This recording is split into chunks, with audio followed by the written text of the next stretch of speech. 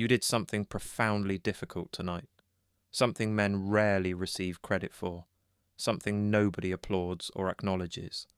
You walked away, not from a stranger you barely knew, not from an obvious mistake you could easily dismiss, not from something meaningless that required no courage. You walked away from someone you once genuinely believed would stay forever.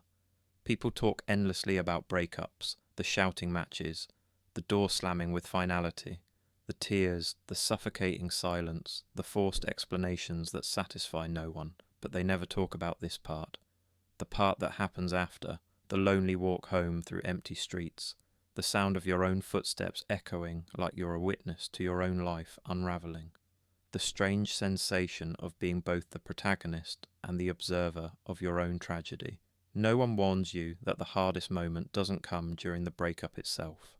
It comes later, after the confrontation ends, when the adrenaline that sustained you finally fades completely, when the dust settles and reality becomes undeniable, when the house goes oppressively quiet and the silence becomes deafening, when you finally sit down heavily on the edge of your bed, alone in the darkness, and realize, with crushing certainty, that you are now entirely alone. She is gone, permanently. You are here, still existing, and nobody is coming to save you from this emptiness. But here's what you don't know yet, what you can't possibly see through the immediate pain. This is the night you begin to save yourself. The days that followed were a kind of slow violence, not loud or dramatic, not cinematic, just persistent and grinding. A toothbrush left forgotten on the bathroom counter, her hair tie tangled in the drawer, the imprint of her head still visible on your pillow, invisible ghosts with excellent aim, hitting you when you least expect it. You didn't break down completely. That's not your style, not how you were trained to handle pain. Men grieve differently than women, quietly, efficiently, internally, invisibly. You kept moving forward mechanically. You went to work and performed your duties. You answered emails with professionalism. You made coffee every morning. You lifted weights harder than you should have, punishing your body because you couldn't punish the pain. You tried desperately not to replay her voice in your head, but your mind betrayed you anyway. It looped conversations, replayed arguments, reconstructed moments of intimacy now forever lost. And every night, when you finally turned off the lamp and lay in the darkness, your chest collapsed in on itself, like you were lying under the physical weight of your own memories. This goes on considerably longer than anyone expects or prepares you for. People think breakups hurt intensely for a week or two, then fade to manageable. They don't realize the pain moves in unpredictable cycles, sharp and cutting one day, dull and aching the next, invisible and manageable, for hours before it suddenly punches you in the sternum while you're doing something completely mundane like pouring cereal. Nobody teaches men how to mourn relationships. No father sits you down and explains the process, so you improvise as best you can. You endure without complaint. You harden incrementally. And despite the pain, despite the longing, despite every instinct screaming at you to go back, you didn't go back. That matters more than you think right now. Eventually, something fundamental changed. Not all at once, in a dramatic moment. Not suddenly with fireworks or enlightenment. Just gradually, almost imperceptibly. Your appetite came back. Food tasted like something again.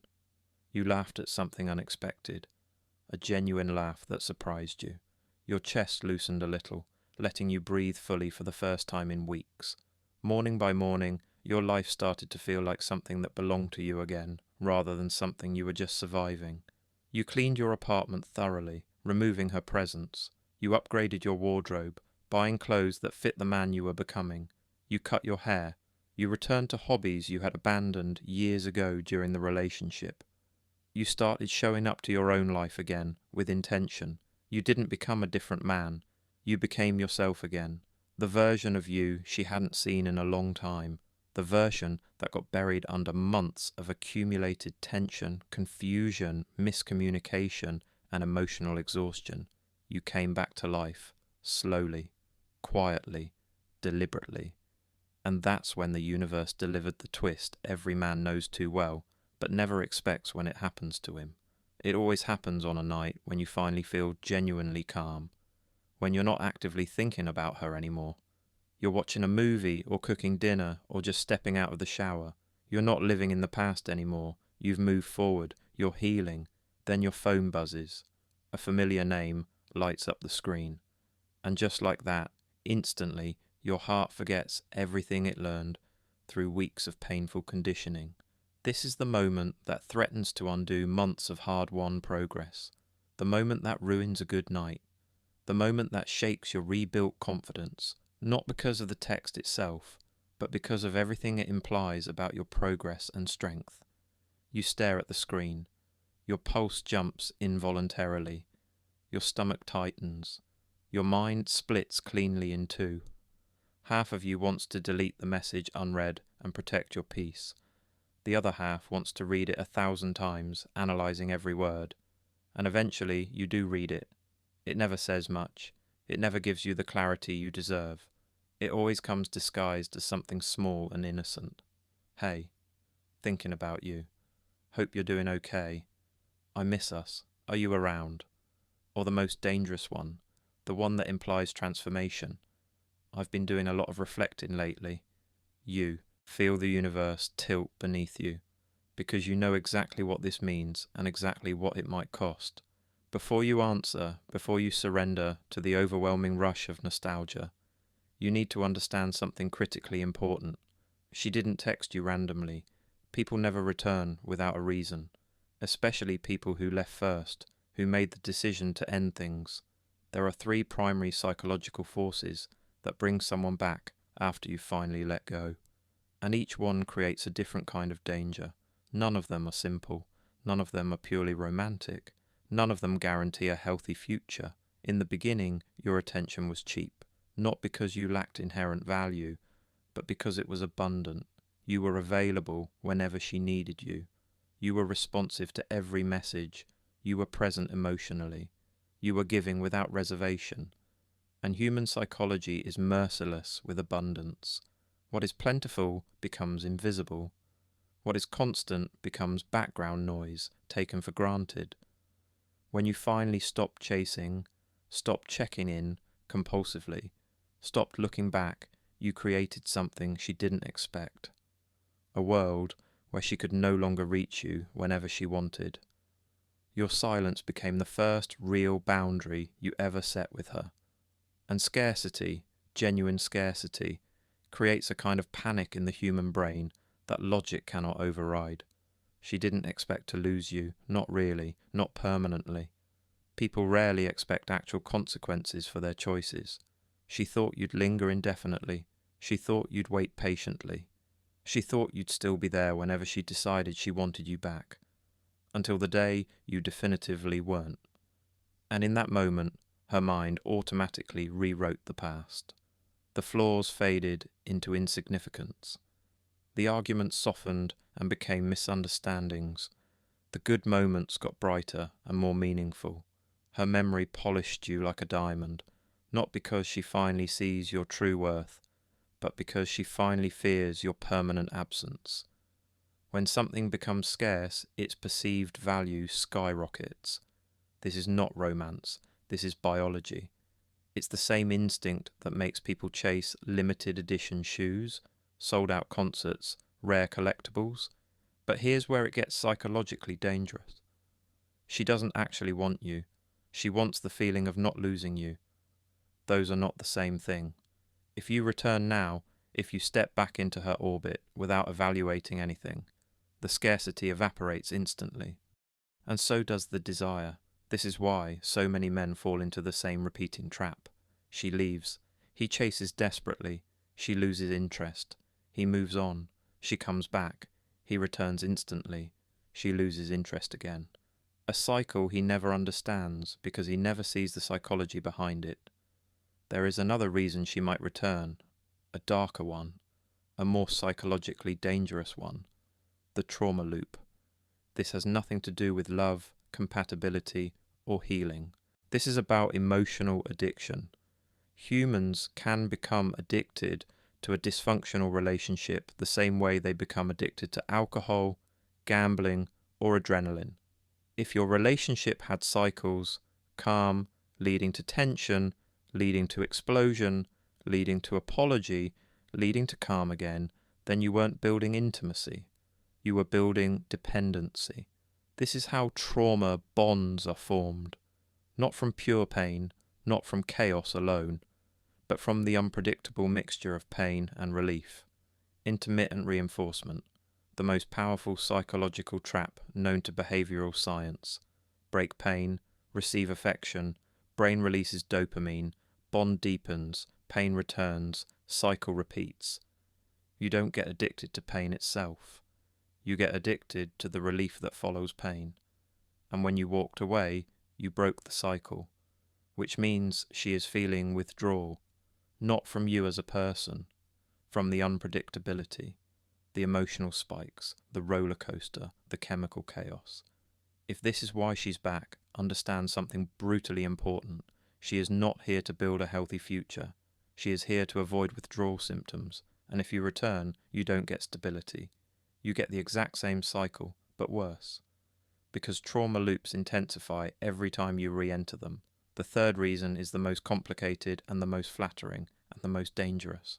She sees your growth. When the relationship ended, you weren't your strongest self. Breakups reveal the truth about both people, but they also break a man down. Your confidence was damaged, your sense of direction blurred, your identity cracked, your energy dimmed. You became someone smaller than your potential. And she left that version of you. But when she saw you come alive again, stronger, sharper, calmer, more focused, more disciplined, more self-contained, the attraction returned. Because you became the man she always assumed was underneath the damage. But here's the sinister twist. Your growth was born from her absence. Your strength was forged in the silence. Your focus reclaimed in the loneliness. Your identity rebuilt in the void she left behind. If you take her back too quickly, you risk losing the very qualities she's suddenly drawn to. You risk becoming the version of yourself she walked away from. You risk collapsing back into the man you worked so hard to bury. When she returns, she doesn't return to you. She returns to the memory of you, the version she misses, the version she romanticizes, the version she idealizes. Memory is a dangerous storyteller. It edits, it filters, it beautifies. It turns tears into poetry and dysfunction into destiny. A text from an ex is not a solution.